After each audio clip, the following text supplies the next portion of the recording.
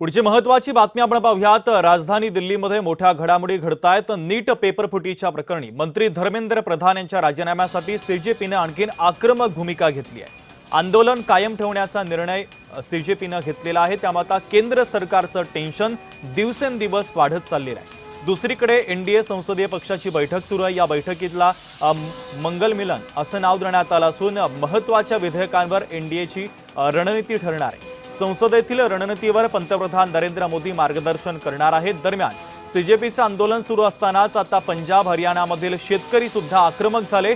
दिल्लीकडे मोर्चा काढण्यासाठी शंभू सीमेवर ते एकवटलेले आहेत। भारत आणि अमेरिका यांच्यातील प्रस्तावित मुक्त व्यापार कराराच्या विरोधात आता शेतकऱ्यांनी आंदोलन पुकारलेलं आहे।